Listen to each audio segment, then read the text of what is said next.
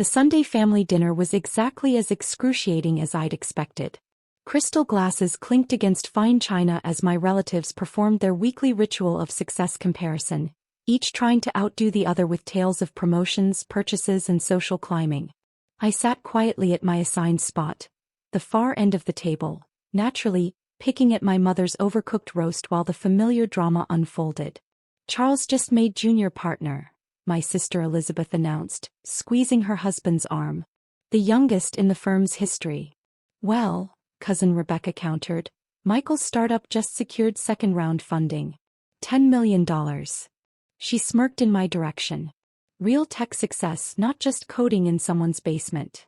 If only they knew that someone's basement was actually a secure development facility where my team had just completed the most advanced AI system in history. But that news wouldn't break until tomorrow's market opening. "And what have you achieved lately, Claire?" My mother's question cut through the chatter, all eyes turning to me. "Still doing that. What do you call it? Programming." I took a small sip of wine, a $2,000 bottle I'd brought but let them serve in their cheap glasses. "Just working on projects." "Projects?" my father scoffed. "While your cousins are building real businesses, you're playing with computers. When are you going to do something meaningful with your life?" If he'd bothered to read the confidential documents I'd signed last week, selling my company QuantumCore Solutions to Microsoft for $62 billion, he might have had a different definition of meaningful. "At least she's employed," Aunt Patricia offered with fake sympathy. "Though dear, there are some entry-level positions at Michael's company. Something more suitable for your skills." Michael nodded magnanimously. "We always need people for basic coding. I could put in a word." I suppressed a smile, remembering how my company had just acquired Michael's successful startup through a shell corporation. By tomorrow afternoon he'd be essentially working for me, though he didn't know it yet. "Claire's always been different," my mother sighed, serving more wine. "Not everyone can be ambitious like Elizabeth or business-savvy like Michael." Elizabeth preened at the praise. "It's about making smart choices. Getting real degrees, not those online courses Claire wastes time on." Those online courses had included advanced quantum computing research that had revolutionized the tech industry. But they'd never bothered to ask what I was actually studying. "Did you see the Tesla I just bought?" Charles changed the subject, always ready to flaunt his partner's salary. 0 to 60 in 2.8 seconds. "Very nice," I murmured, thinking about the fleet of custom hypercars in my private garage. The Bugatti alone cost more than his annual income. "You should dream bigger, Claire," Elizabeth advised with condescending concern. "Look at all of us. Successful careers, beautiful homes, real achievements. What do you have to show for yourself?" I checked my watch discreetly. In exactly 14 hours the New York Stock Exchange would open, and the biggest tech acquisition in history would be announced. My family's definition of achievement was about to be dramatically revised. "More potatoes, dear?" My mother's voice dripped with pity. "At least you're looking healthy." I declined politely, my simple black dress hiding its Chanel label. The small diamond studs in my ears cost more than Elizabeth's entire jewelry collection, but like my success, I kept them deliberately understated. "The business pages are fascinating lately," Uncle Robert pontificated. "All these tech companies making billions. Real innovation, not whatever little app Claire's working on." My little app had just revolutionized artificial intelligence, but tomorrow's headlines would explain that better than I ever could. "Speaking of business," Michael boasted, "my company's about to announce something huge. Real game-changing technology." I bit back a laugh. His company's huge announcement would be overshadowed by news of its acquisition by QuantumCore, and QuantumCore's subsequent sale to Microsoft. Sometimes revenge is best served with a side of irony. "Remember when Claire said she was going to change the world?" Elizabeth laughed. "How's that going, sis?" My phone buzzed silently. Final confirmation from my lawyers that everything was ready for tomorrow's announcement. The press releases were prepared, the interviews scheduled, my face about to be splashed across every major business publication as the tech world's newest billionaire. "Just working on it," I replied quietly, watching my family continue their performance of success and superiority. In less than a day their carefully constructed hierarchy would be completely upended. Because sometimes the best revenge isn't arguing or explaining. It's letting people's own words come back to haunt them in the most public way possible. And tomorrow was going to be very, very public. The Sunday dinner charade continued for another 2 hours. Between bites of dry roast and forced smiles, I watched my family perform their weekly ritual of one-upmanship, each boast making tomorrow's revelation that much sweeter. Did you hear about the mysterious tech company everyone's talking about? Michael asked, swirling his wine. QuantumCore Solutions? They're supposedly revolutionizing AI, but nobody knows who's behind it. I took another sip of my expensive wine, savoring both its taste and the irony. The mysterious CEO they'd all been speculating about was sitting at their table, relegated to the far end like an afterthought. Probably some Stanford graduate, Elizabeth theorized. Or Harvard Business School. Someone with real credentials, not community college classes like Claire. My community college classes had actually been advanced quantum computing research conducted under pseudonyms at multiple universities. But they'd never bothered to ask what I was really studying. The Wall Street Journal says it's the biggest innovation since the internet, Charles added. Stock market's going crazy with speculation. Speaking of stocks, my father turned to me with his usual disapproval. Have you started that retirement account I suggested? At your age, with your limited career prospects, you need to think about the future. I thought about the offshore accounts holding billions in pre-IPO QuantumCore stock, about the real estate portfolio spanning 3 continents, about the private island I'd bought last month. I'm working on it. We're just worried about you, dear, my mother sighed. Everyone else is so established and you're still experimenting. My phone buzzed again. Final confirmation from Microsoft's legal team. The contracts were signed, the money transferred. By tomorrow morning I would be one of the wealthiest people in tech history. Maybe Claire could invest in Michael's startup, Aunt Patricia suggested. Something small just to learn about real business. Michael laughed. Our minimum investment is $5 million. Not exactly Claire's league. I suppressed a smile thinking about the acquisition papers sitting in my lawyer's office. By tomorrow afternoon, Michael's successful startup would be a tiny subsidiary of my empire. I saw a coding boot camp advertised, Elizabeth offered with fake helpfulness. Much more practical than whatever secret project you're working on. The secret project had just redefined artificial intelligence as the world knew it.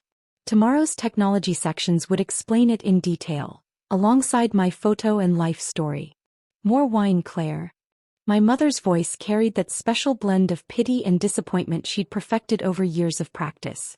At least you can enjoy the nice things your successful siblings provide. I declined politely, checking my watch again. 12 hours until market opening. 12 hours until everything changed. You know, Charles lectured, success is about seizing opportunities. Making bold moves. Not hiding in the shadows with little projects. My phone lit up with another message. Press embargo lifts at 9 a.m. Eastern Standard Time. All major networks standing by. Forbes cover story ready. I saw an entry-level position at my firm, Elizabeth added. Administrative work, but it could be a foot in the door. Something more realistic for your skills. The irony was delicious.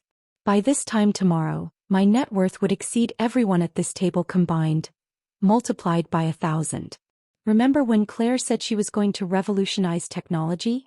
Michael laughed. Back in high school? How's that working out, cuz? I smiled softly, thinking about the revolutionary AI system that was about to make me billions. Still working on it. That's the problem, my father declared. Always working on something, never actually achieving anything. When are you going to show us some real results? Tomorrow should be interesting, I murmured. Oh. My mother perked up. Did you finally take that receptionist position we suggested? Not exactly. I stood up, gathering my things. Thank you for dinner. I have an early meeting tomorrow. A meeting? Elizabeth scoffed. With your basement coding friends? Actually, it was a meeting with Microsoft's board of directors, followed by a press conference that would make global headlines. But they'd find that out soon enough. Don't forget next Sunday, my mother called as I headed for the door. Though maybe dress a little better? Elizabeth is hosting at her new mansion.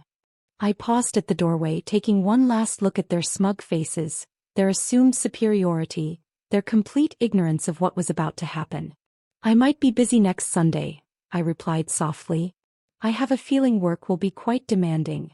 Because sometimes the best revenge isn't just success.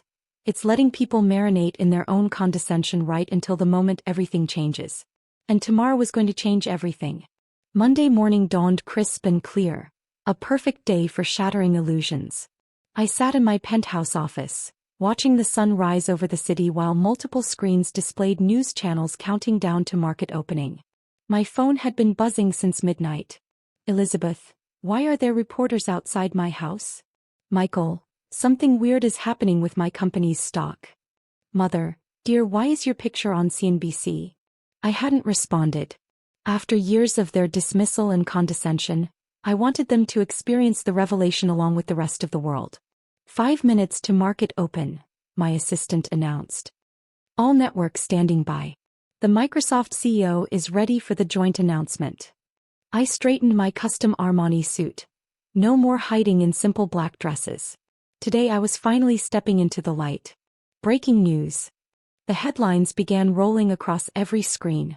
Microsoft acquires QuantumCore Solutions for $62 billion. Largest tech deal in history. My phone exploded. "Father, Claire? Is this some mistake?" "Elizabeth, that can't be you on Bloomberg." "Michael, why is my company's stock redirecting to QuantumCore?" The morning news shows were running my life story. Unknown genius behind tech's biggest innovation. Secretive CEO reveals identity. The woman who revolutionized AI. "Your family is trying to get past security in the lobby," my assistant reported with a slight smile. "Should I let them up?" "Not yet," I replied, watching the stock market open with a record surge. "Let them watch it unfold like everyone else." The business channels were running footage from last night's dinner, courtesy of the security cameras I'd had quietly installed months ago. Their dismissive comments about my little projects played in stark contrast to headlines announcing my company's historic valuation. "Claire." Elizabeth's voice came through on speakerphone. "What's happening?" "Charles says his firm's biggest client just got acquired by you." "Oh, you mean that entry-level position you suggested?" I replied calmly. "I'm afraid I'm a bit overqualified now." Michael's panic was palpable. "The acquisition papers. They're from your company? You bought us." "Consider it a family investment," I answered. "Though I'm afraid some restructuring will be necessary. Starting with the CEO position."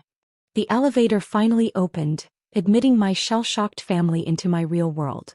They stood frozen, taking in the panoramic office, the wall of screens showing my face and name, the reality of what their failed daughter had actually achieved. But, my mother stammered, clutching her cheap purse. "You were just coding in your room." "Actually," I gestured to the screens displaying QuantumCore's revolutionary AI interface. "I was developing the most advanced artificial intelligence system in history. Not that any of you ever asked." "Those online courses," Elizabeth whispered, "were advanced quantum computing research. The secret project you mocked just revolutionized 3 different industries. And that basement coding job was running a multi-billion-dollar company." My father sank into a designer chair, his face ashen. "Why didn't you tell us? Would you have listened?" I asked quietly. "When did any of you actually ask about my work? Try to understand what I was building? Show any interest beyond comparing me to my successful siblings?" The screens showed my net worth ticking upward as QuantumCore's stock soared. $62 billion, $70 billion, $75 billion.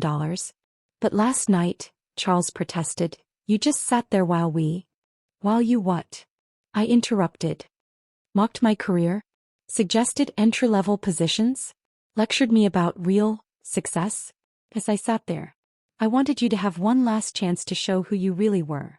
Michael stared at his phone, watching his company's stock be absorbed into QuantumCore. "You planned this? All of it?" "Every detail," I confirmed. "The dinner, the timing, the announcements. Consider it a lesson in what real business looks like." The morning news shows were now running segments on my journey. Photos of the basement where I'd started coding, actually a secure quantum computing lab. Interviews with renowned scientists about my innovations. Economists discussing how I'd built an empire in secret. Ms. Harrison, my assistant interrupted, the president would like to schedule a call to discuss your AI innovations. And the Nobel Committee is online too. My mother collapsed onto a leather sofa. The Nobel Committee?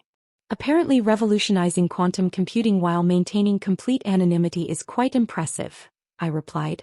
Though not as impressive as an entry-level receptionist position, right? The headlines kept rolling. Tech's new queen. $1 billion secret. The genius they didn't see. About next Sunday's dinner. My mother began weakly. I'm afraid I'll be busy, I smiled. Board meetings, press conferences, Nobel Prize considerations. You understand, real business. Because sometimes the best revenge isn't just proving people wrong. It's making them watch as their entire understanding of success gets completely rewritten. Security will show you out, I added, turning back to my screens. I have a company to run. Several companies actually, including Michael's. Oh, and Elizabeth? About that administrative position you suggested? I'm afraid we have rather high standards here at QuantumCore. But feel free to submit your resume like everyone else. The elevator doors closed on their stunned faces, leaving me alone in the empire I'd built while they were busy underestimating me. My phone buzzed one last time. Family dinner next Sunday? I smiled, thinking about all the dinners where they'd dismissed my dreams, all the lectures about real success, all the times they'd made sure I knew I wasn't good enough. Sorry, I typed back. Too busy changing the world. Because sometimes the best revenge isn't just success. It's making sure people understand exactly what they failed to see. And I had all the time in the world to let that lesson sink in.